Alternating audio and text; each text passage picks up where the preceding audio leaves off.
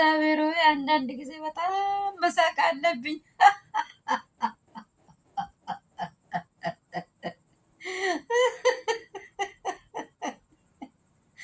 አብርሃም ነው ወይስ ሄርሜላ ናት የማበራያ? እኔ ግራ ገባኝ እኮ። አብርሃምን ለምንድን ነው የምታንጠለጥሉት? እባካችሁ አብርሃም ምንድን ነው ጨዋላ ወይስ ከረሜላ ነው ወይስ ምንድን? አብርሃም ምንድን ነው እንዲህ ያለ ምድሪቱን ቃወጠ? አሁን አብርሃም ሴት ብትቀበለው ሄርሜላ ጭንቅላት አላት?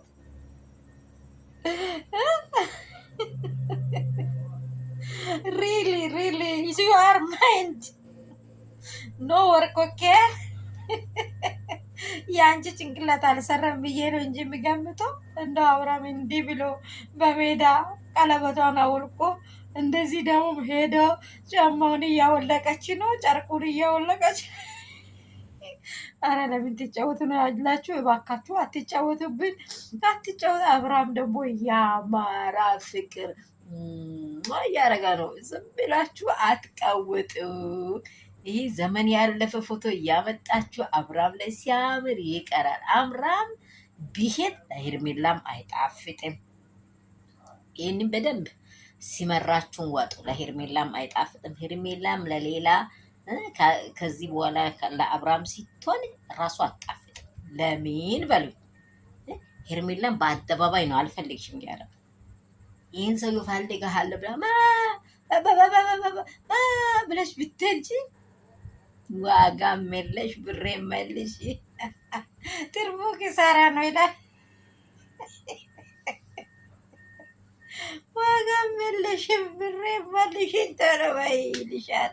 ስለዚህ ራስሽን አስከብሪ። መጀመሪያ ፎቶሽን ዝም ብሎ እያንዳንዱ ሰው እንደንጠለጥል አትስጪ። አብርሃም አያልፍ ምንም ቢባል አይቆሽም አይበላሽም። ግን የሴት ልጅ ዝና አንዴ ካለፈ አለቃ በቀላት ማለት ነው።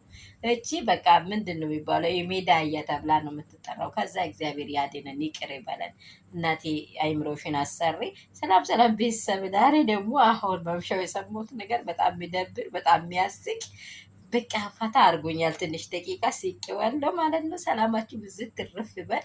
እኔ አብርሃም አንቺ ጋር አይልም። አብርሃም ከሩታ ጋር ፈታ እያላ ነው። እባክሽን እንደዚህ ደግሞ ለሄርሜላ እያላችሁ የምትቀውጡ ሰዎች ስራችሁን ስሩ።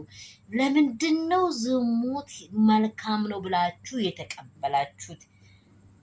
ዝሙት መልካም ነው፣ ምስጥ እያለች መደረብ መልካም ነው ማለት ምን ያህል ውርደት እንደሆነ በሰውም መጀመሪያ በእግዚአብሔር ፊት አጸያፊ ነው። ቀጥሎ በሰው ፊት ዝናውም ጥሩ አይደለም። አብርሃም ተሳስቻለሁ ብሏል። በቃ ሌላ አጀንዳ የለም።